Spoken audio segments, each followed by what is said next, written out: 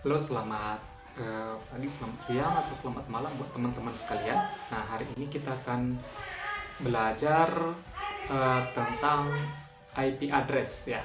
Nah, jadi dalam IP address ini kita akan belajar terlebih dahulu pengertian-pengertian IP address dan bagian-bagian dari IP address itu. Dan sikap yang harus saudara-saudara miliki di sini adalah sifat ketelitian, kecermatan, dan pengamatan yang bagus. Kenapa demikian? Karena dalam pembuatan IP address kita harus bisa menganalisa supaya tidak salah dalam pembuatan pengalamatan IP address tersebut. Nah, kita akan masuk dalam materinya terlebih dahulu IP address. Setelah kita masuk dalam materinya nanti kita akan belajar bagaimana cara pengalamatannya. Cara pengalamatannya terdiri dari IP address, subnet mask, dan juga gateway ya. Nah, pertama IP address.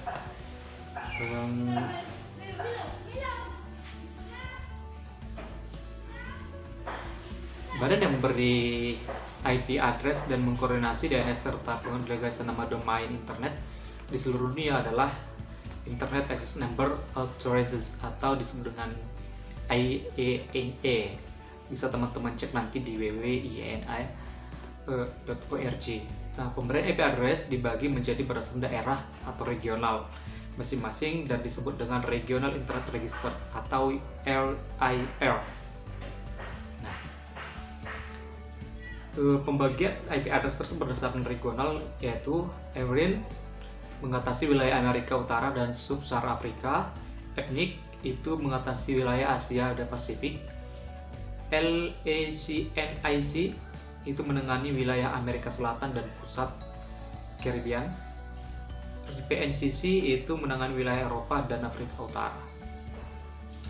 Pembagian dari regional dapat dibagi menjadi secara pengelola lokal negara yang disebut NIR, misalnya APJII itu untuk wilayah Indonesia, CNNIC itu untuk wilayah Cina, JPNIC itu untuk wilayah Jepang, KRNIC itu untuk wilayah Korea, TWNIC itu untuk wilayah Taiwan, VNNIC itu untuk wilayah Vietnam. Peralatan aktif dalam jaringan komputer seperti network, interface atau NIC, switch, router, access point, network kamera, dan lain-lain itu memiliki MAC address untuk memberikan identitas pada peralatan tersebut agar dapat dikenali. MAC address disebut juga dengan alamat hardware karena merupakan identitas yang diberikan oleh pabrik pembuat vendor dari peralatan tersebut. Artinya adalah setiap peralatan yang terkoneksi, setiap peralatan elektronik yang terkoneksi internet itu mereka masing-masing memiliki produk buatan, kode buatan ya. Contoh kalau misalnya di handphone itu namanya SNID ya, apa namanya, ada di kotaknya itu teman-teman. Dan peralatan komputer juga seperti itu. Kalau misalnya network interface itu ada MAC address namanya, kemudian switch, router, access point, network kamera, dan lain-lain itu punya MAC address. Jadi setiap perangkat yang terhubung dengan internet itu memiliki MAC address. Nah, setelah mereka terhubung dengan internet, itu nanti mereka akan mendapatkan yang namanya IP address. Jadi perbedaan MAC address dan IP address ini adalah kalau MAC address itu didapat ketika dia diproduksi di pabrik yang membuat MAC address, sedangkan kalau IP address itu didapat setelah barang tersebut terkoneksi ke internet, ke IP address. Karena IP address itu adalah alamat yang diberikan atau pengkodean yang diberikan oleh jaringan internet ke sebuah perangkat. Oke, kita lanjut. Agar pengaturan pemberian alamat dan peralatan lebih mudah dan fleksibel, dipergunakanlah alamat logika. Apabila peralatan jaringan diganti, MAC address secara otomatis akan berubah sesuai dengan MAC address peralatan yang baru. Jadi seperti saya bilang tadi, MAC address itu didapat dari perangkat, dari pabrik. Jadi kalau misalnya contoh NIC, kita ganti NIC, maka MAC address-nya akan berubah gitu. Apabila menggunakan alamat logika yang sama tetap dapat digunakan meskipun peralatan diganti atau ditukar. Jadi IP address itu akan tetap, kalau misalnya peralatannya kita ganti, IP address-nya akan tetap ada gitu. Penggunaan alat logika memberikan kemudahan administrasi pemberian alat peralatan. IP address terdiri dari 32 bit angka biner yang dituliskan dalam bentuk 4 kelompok, dan masing-masing kelompok terdiri dari 8 oktat bit yang dipisahkan oleh tanda titik. Nanti kita akan belajar di prakteknya ya teman-teman. Setelah video pembahasan ini, pengenalan ini saya berikan, nanti akan ada video pembahasan prakteknya. Misalkan tadi contohnya 11.000000.1001001.000.00008 kali 0001, atau juga dapat ditulis dalam bentuk kelompok angka desimal 0 sampai 25, misalnya 192.168.0.1. Nah, jadi ini artinya adalah bilangan bit ini, yang bilangan bit itu terdiri dari 1 dan 0 ya teman-teman. Perlu teman-teman ketahui. Jadi dalam IP address itu ada 8 oktat ya, 1 bit terdiri dari kelompok 8 oktat misalkan dari titik. Jadi ada 8 bilangan bit yang disusun dalam satu bagian. Nah, ini memiliki angka masing-masing. Nanti kita akan belajar di prakteknya. Kemudian kita lanjut lagi dulu pembahasannya, nanti di prakteknya akan saya jelaskan. Kita lanjut lagi ya teman-teman ya. IP address yang terdiri dari 32 bit angka biner ini disebut dengan IP address versi 4. Jadi IP address itu ada 2 versi. Yang pertama versi 4 yang sering digunakan, dan yang kedua itu sudah ada perkembangan sejak tahun 2016 kalau saya tidak salah, 16 entah 15 atau 14 saya kalau tidak salah, itu dia sudah menggunakan IP address versi 6. Nah, perbedaan IP address versi 4 dan versi 6 ini adalah dalam menampung jumlah dari penggunanya. Jadi dalam menampung jumlah pengguna. Kalau IP address versi 4 itu yang untuk kelas A-nya kalau saya tidak salah sekitar beberapa ribu pengguna, sementara IP 6 itu sudah makin panjang dia rentang penggunaannya ya. Dalam IP address ada 5 pengkelasan, yakni kelas A, kelas B, dan kelas C, kelas D, dan kelas E. Jadi ada 5. Kalau kelas A itu dimulai dari sebelum kita ke kelasnya ini, saya akan sampaikan dulu bahwa IP address itu terbagi menjadi 2 bagian, yaitu network ID dan host ID. Nah, perbedaan di kelas-kelasnya ini, kelas A, kelas B, kelas C, dan D, dan E itu adalah dalam menampung pengguna atau host ID namanya. Jadi kalau kelas A itu network ID ada 1 oktat, sementara host ID-nya ada 3 oktat. Jadi artinya apa? Jumlah yang dapat ditampung oleh pengguna kelas A itu ada 255, ada 3 oktat, jadi semakin banyak ya. Sementara kelas B, net ID-nya itu ada 2 oktat dan host ID-nya ada 2 oktat. IP address-nya dimulai dari, kalau yang kelas A, IP address-nya dimulai dari 0000 hingga 127.255.255.255. Nah, dalam 1 oktat itu nilai yang paling besar adalah 255. Nanti di penjelasan prakteknya akan saya jelaskan bagaimana itu bisa dapat ya. Kemudian di kelas B itu net ID-nya itu ada 2 oktat dan host ID-nya ada 2. Dimulai dari IP address-nya dimulai dari 128.0.0.0 dan berakhir sampai 191.255.255.255. Net ID-nya ada 3 oktat, dimulai dari 192.0.0.0 dan berakhir di 223.255.255.255. Sedangkan kelas D dimulai dari 224.0.0.0 hingga 239.255.255.255. Nah, alamat kelas D ini biasanya digunakan untuk multicast. Biasanya kalau orang broadcast ya, video broadcast atau siaran-siaran langsung itu menggunakan IP kelas D. Sedangkan kelas E dimulai dari 24 min ya, 240 gitu ya, titik 0 sampai 255 itu disebut dengan IP cadangan. Nah, biasanya orang menggunakan IP kelas E ini biasanya untuk penelitian gitu, praktek gitu ya. Oke, kita lanjut.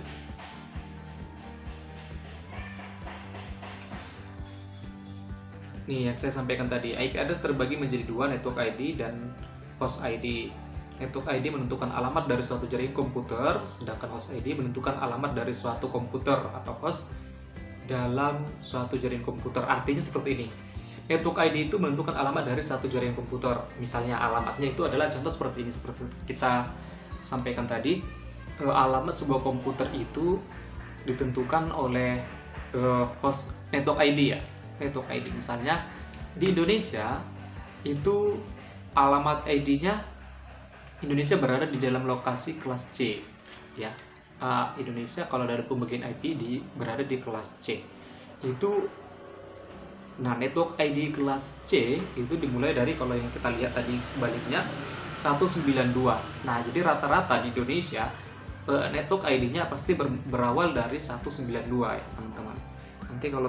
Nanti kita akan belajar bagaimana cara mengecek IP address di komputer atau laptop yang terhubung dengan internet ya.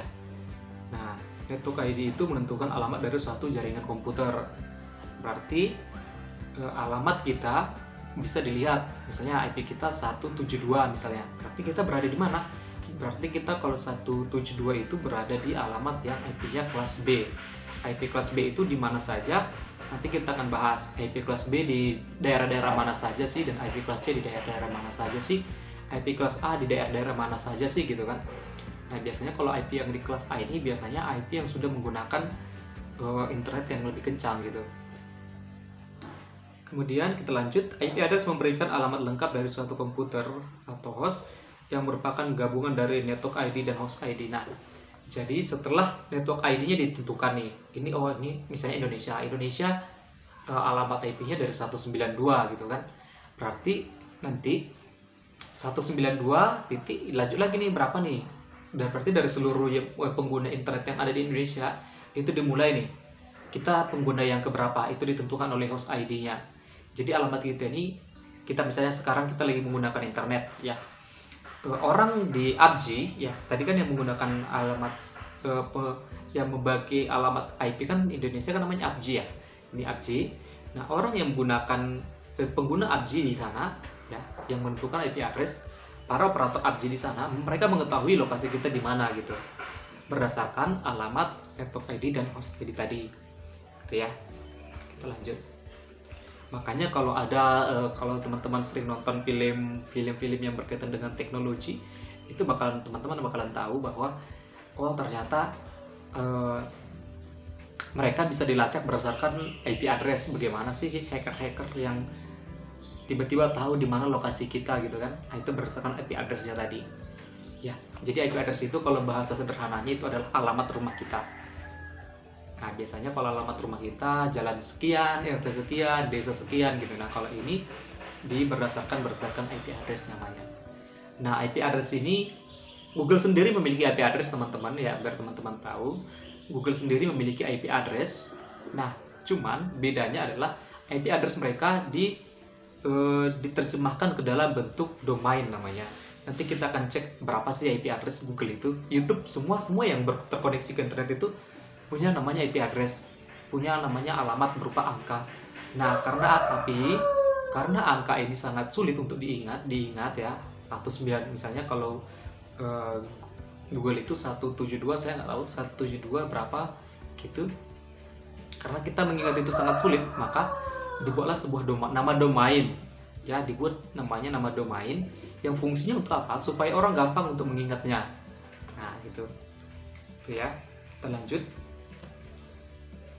Oke, ini tadi ya rank dari IP address-nya. Ini rank-nya tadi seperti yang saya sampaikan. Kelas A network ID-nya ada 1, host ID-nya ada 3, kelas B network ID-nya ada 2, host ID-nya ada 2, kelas C network ID-nya ada 3, host ID-nya ada 3 gitu ya. Oke. Nah, aturan pemberian IP address yaitu yang pertama, nomor pertama dalam network ID tidak boleh angka 127. Yang kedua, host ID tidak boleh semuanya terdiri angka 255. Yang ketiga, host ID tidak boleh semuanya terdiri angka 0. Host ID tidak harus unik dari suatu lokal network ID. Oke, kita lanjut.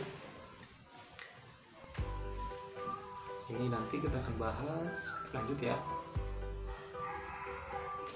Oke, pemberian IP address. Nah, ada dua jenis IP address. Yang pertama static IP address dan automatic IP address. Static IP address itu pemberian IP dengan memasukkan alamat IP secara manual. Nanti kita akan di prakteknya ya teman-teman. Kita hari ini sekarang ini lagi pembahasan teorinya saja dulu. Nanti kita akan belajar cara prakteknya. Nah, pemberian IP dengan memasukkan alamat IP secara manual. Kita masukkan sendiri nih alamat IP-nya. Contohnya kalau kita sedang membangun jaringan internet ya, kita membangun jaringan internet, kita biasanya disuruh konfigurasi atau setting jaringannya sendiri. Contoh kalau misalnya di warnet itu biasanya mereka akan setting IP address-nya secara manual, karena kalau dia IP address-nya secara otomatis kadang dia tidak terkontrol gitu ya. Nah, di sini yang kedua adalah pemberian alamat IP secara otomatis, biasanya menggunakan konfigurasi DHCP. Nah, contohnya seperti ini. Kalau misalnya kita menggunakan access point, ya, access point itu adalah access point kalau teman-teman sering bilang WiFi, ya. WiFi itu biasanya mereka menggunakan DHCP. Artinya apa? Supaya pengguna itu kita yang menggunakan WiFi itu tidak terlalu dipusingkan bagaimana cara mengatur IP address-nya. Ya. Dia biasanya menggunakan IP address yang DHCP atau otomatis. Oke, kita lanjut. Nah, seperti ini adalah tampilan dari IP address. Kalau misalnya IP address-nya IP address static, kita menggunakan use the following IP address. Dan kalau misalnya kita memberikan IP address otomatis, kita klik obtain IP address automatically. Oke, kita lanjut. Ini konfigurasi IP address ya, biasanya ada yang harus kita isi. Kalau misalnya kita menggunakan IP address static, itu yang harus kita isi IP address-nya, subnet mask-nya, default gateway-nya, dan DNS servernya. Nah, seperti saya bilang tadi, kalau misalnya kita ngatur IP address secara static atau secara manual, kita harus memahami konsep dasar IP address. Nanti kita akan belajar konsep dasar IP address di prakteknya, teman-teman. Saya akan tuliskan beberapa cara nanti untuk mengetahui IP address atau setting konfigurasi IP address. Oke, melihat IP address lanjutan itu menggunakan ini, oke, menggunakan cmd command prompt ya. Oke, kita selanjutnya membahas IP address privat ya. IP address privat merupakan alamat yang disediakan untuk digunakan oleh internal jaringan komputer yang ada pada suatu institusi atau organisasi LAN internet perusahaan berdasarkan rekomendasi RFC 1918. Nah, jadi network privat ID itu dimulai dari ada yang 10.0.0, yang kedua dengan subnet masknya 255.0.0.0, ini untuk kelas A ya teman-teman ya. Yang ranknya adalah 10.1.0.1 sampai 10.255.254. Yang kedua untuk kelas B nya 172.16.0.0 255 subnet masknya ya 255.240.0.0. Ranknya 172.16.0.1 sampai 172.16.255.254. Dan yang kelas C 192.168.0.0 dengan subnet masknya 255.255.255.0.0 dan ranknya 192.168.0.1 sampai 192.168.255.254. Oke.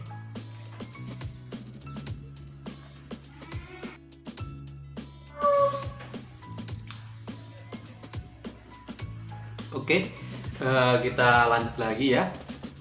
Oke, selanjutnya IP address privat sudah kita bahas. Nah, automatic private IP addressing atau APIPA. IP address yang diberikan oleh APIPA merupakan IP privat dengan range IP address 169.254.0.1 sampai dengan 169.254, 255 dan 254. Disediakan oleh INA agar dapat melakukan routing di internet dan dijamin tidak akan bentrok atau konflik ya. Oke, untuk pengenalan IP address-nya kita lanjut lagi ke Oke, untuk pengenalan IP address-nya sampai di sini ya teman-teman ya. Kita akan lanjut ke prakteknya. Ya, jadi tetap semangat. Kita akan praktekkan bagaimana pengelompokan dasar IP address tersebut. Yang penting tetap harus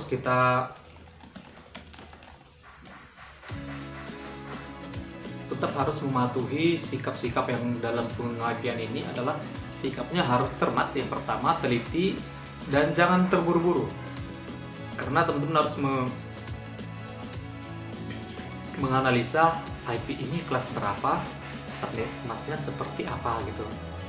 Nah, supaya tidak salah tetap harus menggunakan ketelitian dan kecermatan. Itu yang saya harapkan dari teman-teman, supaya pelatihan ini tidak menjadi pelatihan yang sia-sia, tapi teman-teman memang memiliki manfaat dan dampak yang bisa teman-teman terapkan di dunia kerja. Terima kasih, tetap semangat. Nanti kita akan lanjut ke materi prakteknya.